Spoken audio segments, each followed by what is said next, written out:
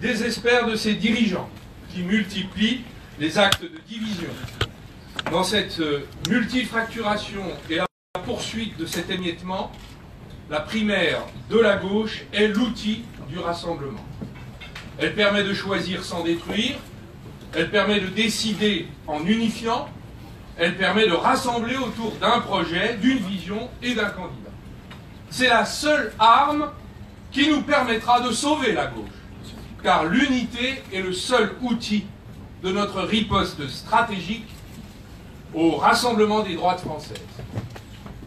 Par la puissance du nombre de leurs suffrages, le peuple de gauche choisira de donner de la force à celui ou celle qu'il aura désigné pour, une fois l'unité réalisée dans la primaire, continuer à construire l'unité hors du cercle et du champ de la primaire. La primaire est en vérité un fantastique outil de pouvoir et de puissance retrouvé pour le peuple. Partout dans le monde, une tempête démocratique se lève. Depuis la victoire du non en 2005 au référendum du traité constitutionnel européen, en passant par la victoire du Brexit de Tsipras, de la presque victoire de Bernie Sanders, il s'agit bien d'un avis de tempête. Car ces décisions ont été prises en conscience, sans violence, par la puissance des urnes. Il ne peut y avoir de démocratie lorsque les décisions sont par avance formatées, donnant le sentiment qu'on force la main des peuples. C'est pourquoi la primaire est un outil de libération des Français. C'est l'ère du grand large qui s'engouffre dans les partis, qui les bousculent lorsqu'ils veulent imposer leur candidature, leurs projets, leurs éléphants, leurs dinosaures. Libérons-nous des figures et des visages imposés, des stratégies diviseuses des appareils. Emparons-nous de la primaire comme on se saisit de sa propre liberté. C'est la raison pour laquelle je suis venu déposer ma candidature aujourd'hui à cette primaire de la gauche, pour proposer une alternative à la politique gouvernementale actuelle, un autre chemin aux Français qui veulent un autre choix et engager, si je suis désigné, le processus inéluctable de rassemblement populaire de toutes les forces de gauche pour enlever la victoire au mois de mai 2017. Qu'avons-nous donc en face de nous?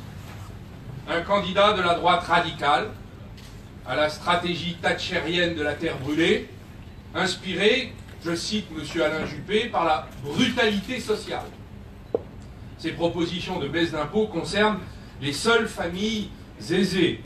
La suppression de l'impôt sur la fortune d'un montant de 5 milliards d'euros concerne seulement 340 000 foyers fiscaux les plus riches, soit 1% à peine de la population. En revanche, ces hausses d'impôts concernent toute la population, et notamment les classes moyennes et populaires, l'augmentation de la TVA de 2%, sa suppression des 35 heures est une perte sèche de pouvoir d'achat pour ceux qui n'ont que leur travail pour vivre, et sa proposition de concentrer l'assurance maladie sur les affections graves et de longue durée est une privatisation non déguisée de la sécurité sociale. Déjà aujourd'hui, 36% de la population renonce à ses soins pour des raisons financières. Le désengagement voulu par le candidat Fillon de la sécurité sociale, c'est l'explosion garantie des restes à charge. C'est l'explosion garantie du prix des mutuelles encore plus cher, et c'est plus de monde incapable de se soigner, car incapable de se payer une mutuelle. C'est l'Obamacare inversé, et c'est pour nous, en France, le retour à l'après-guerre. Ces propositions de baisse de 100 milliards de dépenses publiques vont écraser ce qui nous reste de peu de croissance par un plan d'austérité puissance 2 ou 3. Enfin, le départ de 500 000 fonctionnaires achèvera définitivement l'éducation nationale et les hôpitaux. 30% de plus d'élèves en difficulté en 10 ans. L'école, pour beaucoup de familles, n'est déjà plus gratuite, car pour sauver leurs enfants, beaucoup de parents font appel aux cours particuliers privés sur leurs finances, ou parfois décident, quelle que soit leur classe sociale, de mettre leur enfant dans le privé. On peut prédire de façon raisonnable un effondrement du système hospitalier et de l'éducation nationale. Pour affronter un tel candidat ultra-libéral, il ne faut pas un candidat social-libéral. Il faut au contraire un candidat au cœur des gauches, qui rassemble la gauche sociale, la gauche du travail, la gauche des valeurs et la gauche entrepreneuriale. C'est par cette stratégie obstinée du rassemblement, de la réunification des différentes gauches, que nous reformerons un peuple de gauche à nouveau unifié. Et c'est ainsi que nous ferons ensemble, progressivement, le temps passant jusqu'au mois de mai 2017, reculer le défaitisme. Je remercie les nombreux parlementaires, les nombreux élus régionaux, départementaux, les maires, les membres du Conseil national, qui m'ont accordé largement, plus d'une centaine, leur parrainage et me permettent d'entrer en force dans le processus des primaires. Merci, un merci particulier aux anciens ministres Christian Paul et Laurent Catala, respectivement anciens ministres de Lionel Jospin, artisan de la gauche plurielle, et de François Mitterrand, défenseur et constructeur de l'union de la gauche, et qui viennent de me rejoindre dans cette candidature. Nul doute que le processus de ralliement et de rassemblement va se poursuivre et s'amplifier. En regardant sincèrement notre pays, nous savons tous que la France est un immense destin qui a été, est et restera longtemps l'auteur d'avancées lumineuses.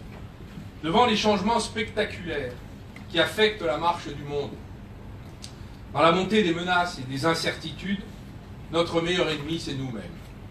Nous appartenons à cette catégorie des grands pays du monde qui avons tant inventé, mais comme souvent, nous nous sommes laissés emprisonner en refusant d'être nous-mêmes, de croire en nous-mêmes, et nous voici prisonniers des idées, des préjugés, des erreurs, des fautes même des autres. L'un voudrait imiter Madame Thatcher, l'autre voudrait suivre Madame Merkel, le troisième voudrait se laisser séduire et envoûter par Vladimir Poutine, et la quatrième voudrait ressembler à Donald Trump. Je vous propose tout simplement que nous soyons enfin nous-mêmes. Car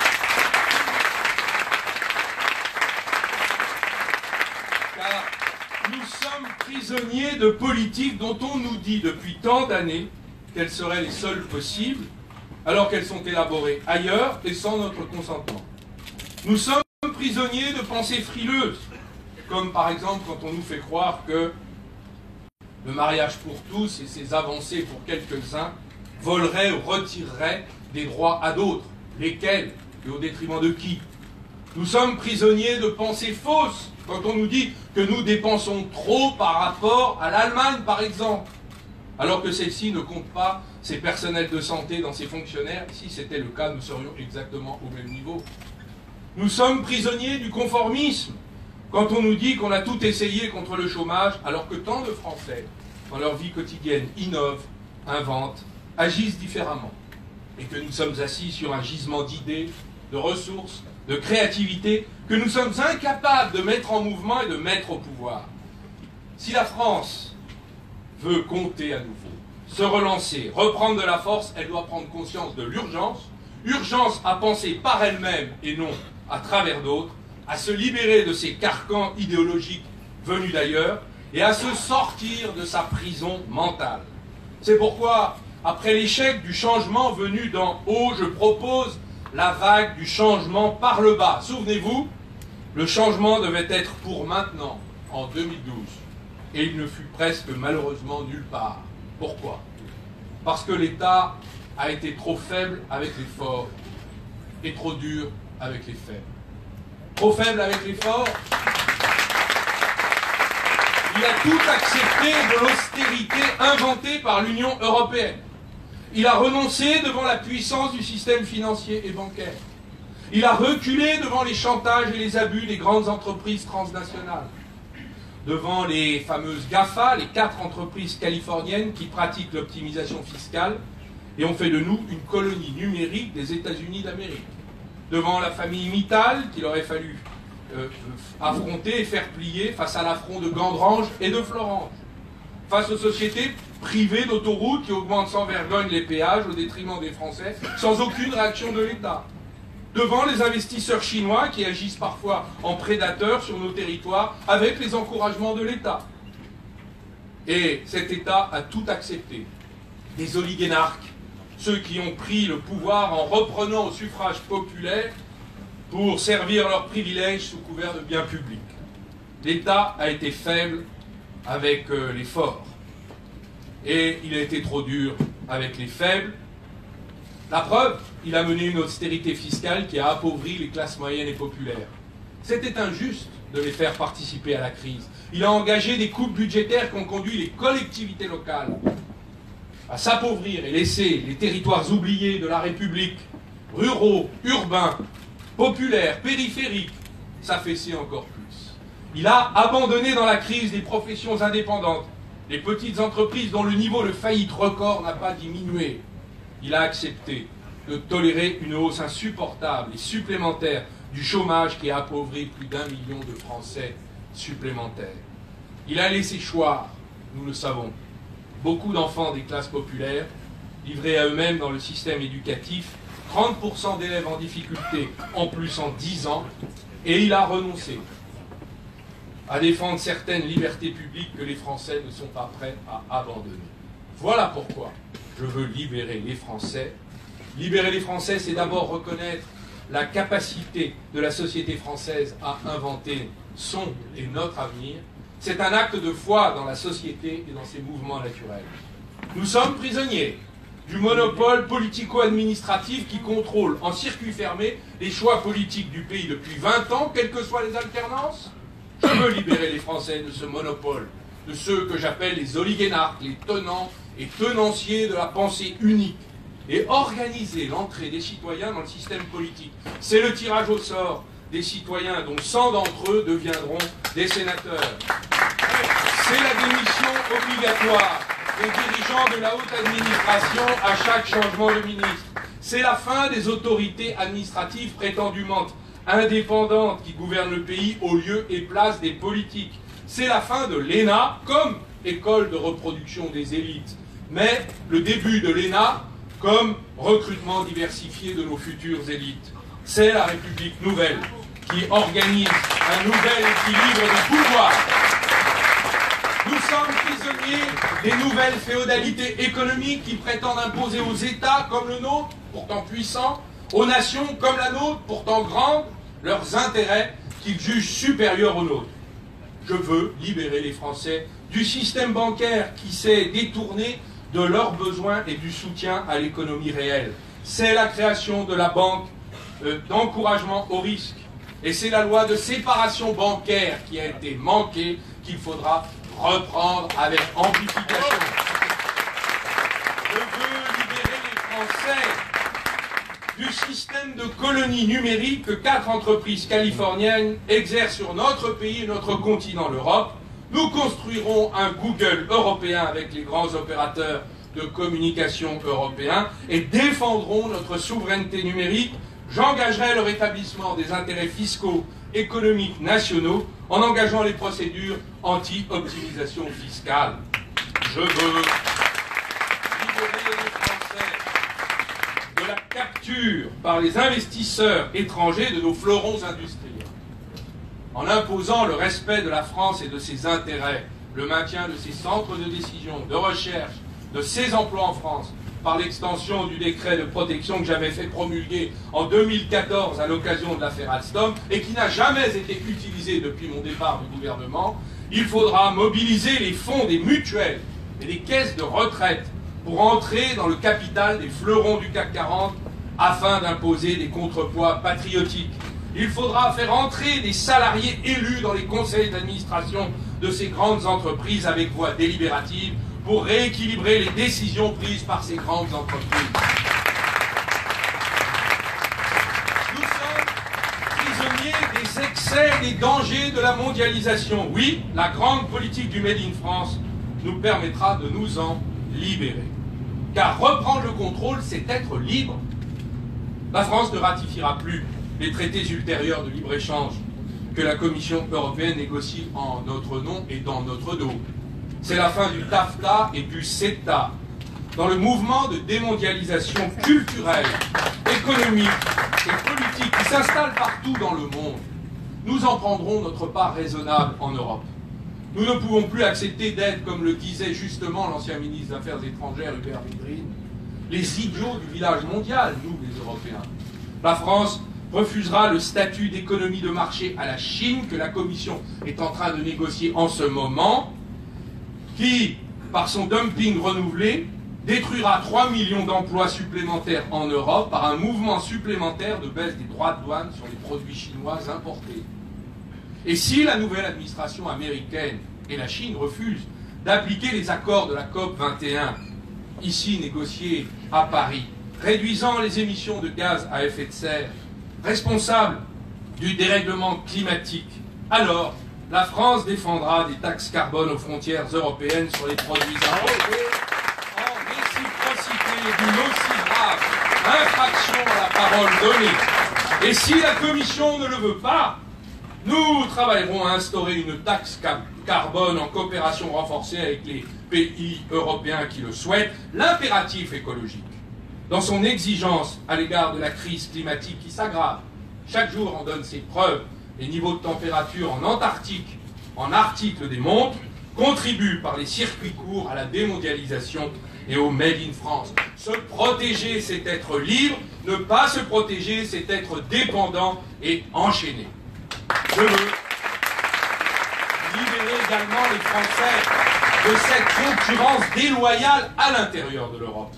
Je déciderai la suspension unilatérale de la directive des travailleurs détachés qui organisent le dumping social à domicile, mais en concurrence les travailleurs européens entre eux, en tuant les petites et moyennes entreprises sur nos territoires.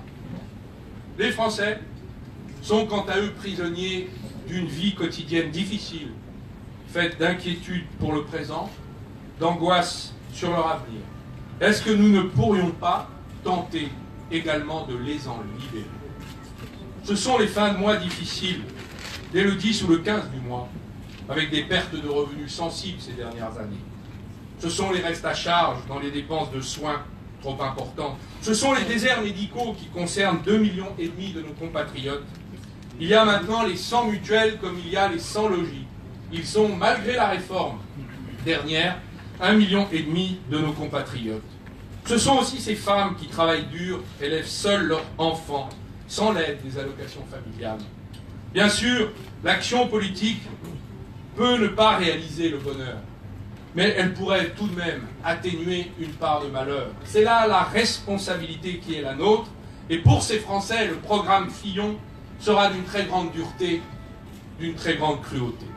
Pour ma part, ce sont ces Français qui travaillent dur, qui ne s'en sortent pas, que nous avons la charge et la mission historique de soutenir et de libérer un peu plus des difficultés et des charges de la vie quotidienne.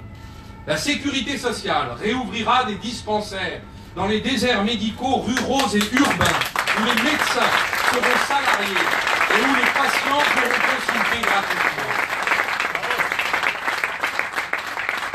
Pour les 100 mutuelles, je propose de créer et d'imaginer une mutuelle publique à prix modéré accessible aux Français qui ne peuvent obtenir ni la couverture maladie universelle, ni se payer une mutuelle.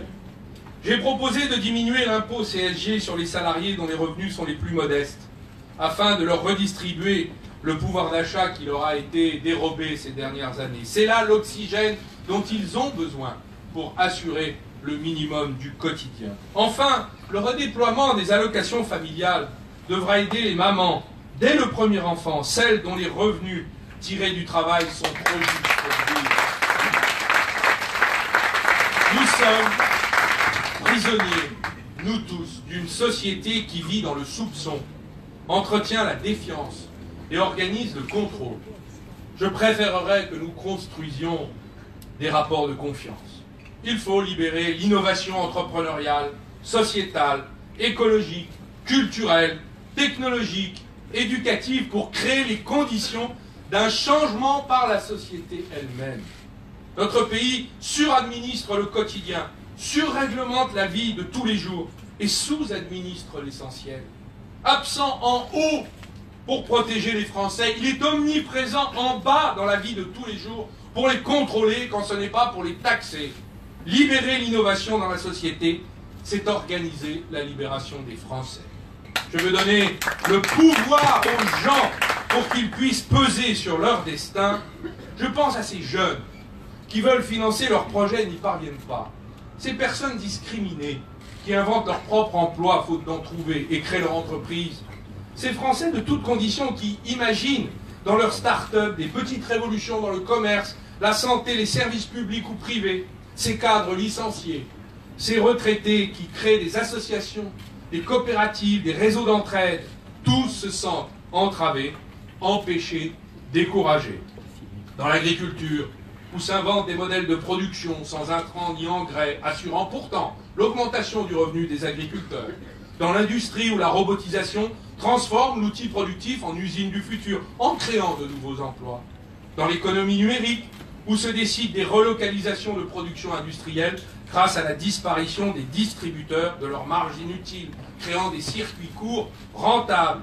Dans le logement, où l'habitat coopératif permet par l'association des habitants de créer des immeubles collectifs et de diminuer de 30% le coût d'acquisition du logement. Dans l'énergie, où les modèles d'autoconsommation, d'autoproduction, par lesquels chacun, à la maison, au bureau, à l'usine, peut produire sa propre électricité à un coût compétitif et lancer ainsi la production décentralisée et coopérative d'une électricité propre et renouvelable. Ce peuple d'innovateurs que sont les Français, ce peuple de créateurs de leur propre vie, je voudrais aussi avec vous les libérer. C'est le sens de la réforme du régime social des indépendants, le fameux RSI, que je veux entreprendre, qui aujourd'hui décourage et détruit là où il devrait protéger et encourager. C'est le sens des investissements humains dans l'éducation nationale qu'il va falloir engager pour aider les enfants à maîtriser les savoirs fondamentaux et leur donner un autre destin d'hommes futurs, d'adultes, hommes ou femmes libres.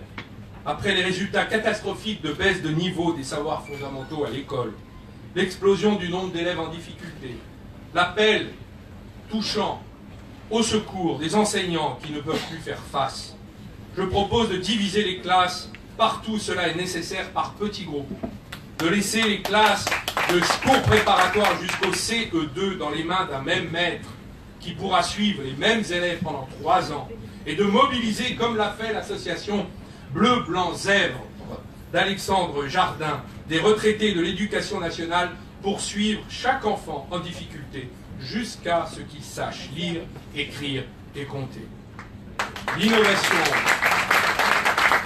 L'innovation éducative doit permettre de reconstruire notre éducation nationale, car la libération, c'est la capacité de notre système éducatif à donner à tous les enfants les clés de la réussite.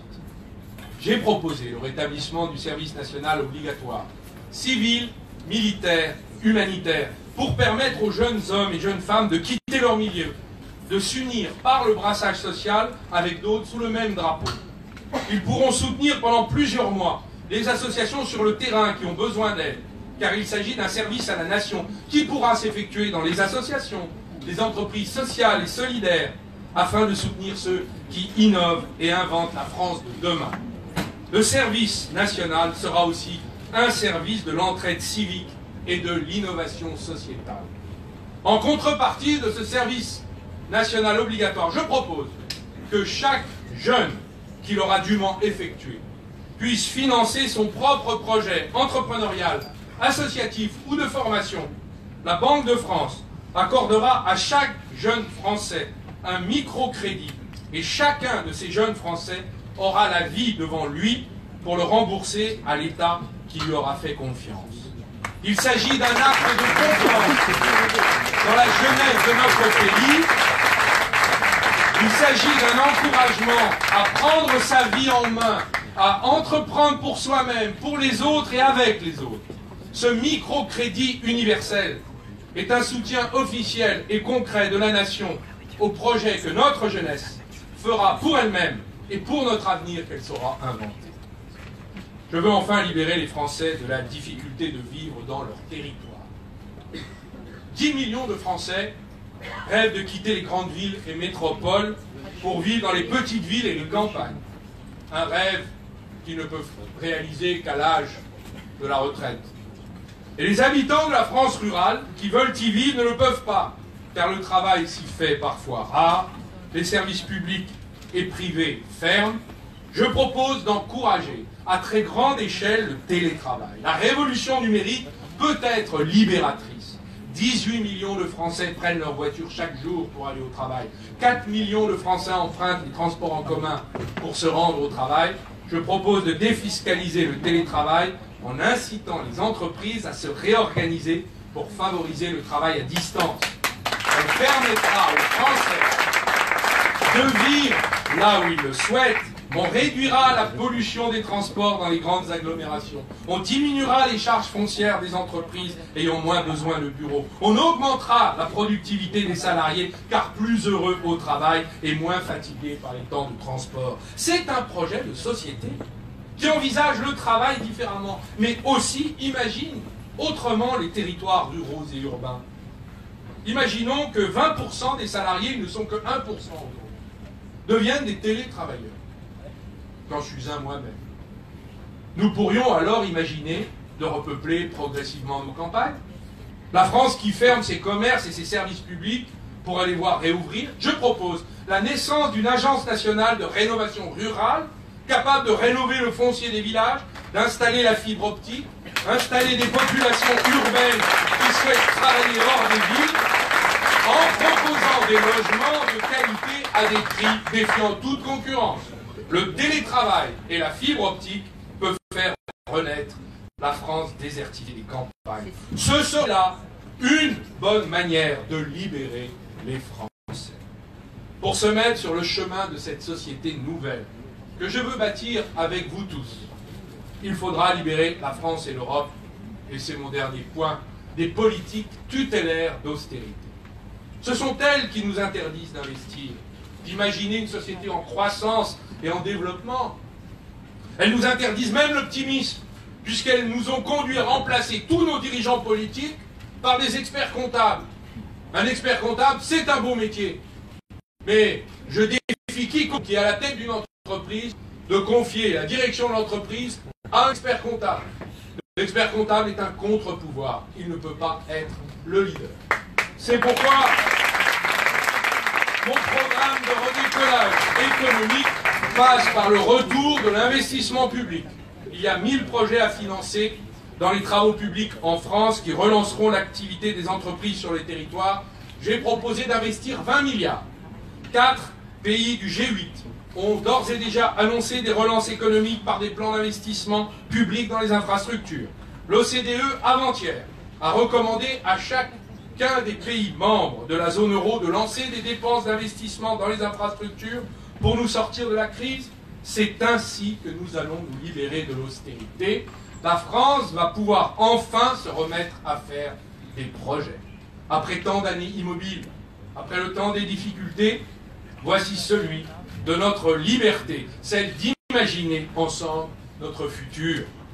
Lorsque j'ai quitté en 2014 le gouvernement et abandonné mon dernier mandat, lorsque je me suis reconverti professionnellement en allant me former, puis en entrant dans des PME pour les aider, je n'imaginais pas faire ce parcours. Nous avons commencé au Mont-Beuvray. Au mois de mai, nous étions une poignée. Au mois d'août, à Frangy, déjà quelques milliers. Avec la plateforme numérique du Projet France, nous avons suscité 200 000 votes pour construire notre programme. Voici maintenant que plus de 100 parrains autorisent cette candidature à la primaire et je veux les en remercier. Ce premier rassemblement qui sonne comme le retour de la gauche en appellera d'autres et beaucoup d'autres. Je sais, le chemin escarpé est difficile, mais il n'est pas impossible car impossible n'est pas français. Je lance à travers vous un appel au peuple de gauche. Venez voter à la primaire. Donnez-leur de la force, du soutien pour rassembler les gauches, imaginer les alliances futures de l'union des gauches et donner ensemble un coup d'épaule à l'histoire. Vive la primaire de la gauche, vive l'union des gauches, vive la République et vive la France. Bravo. Bravo.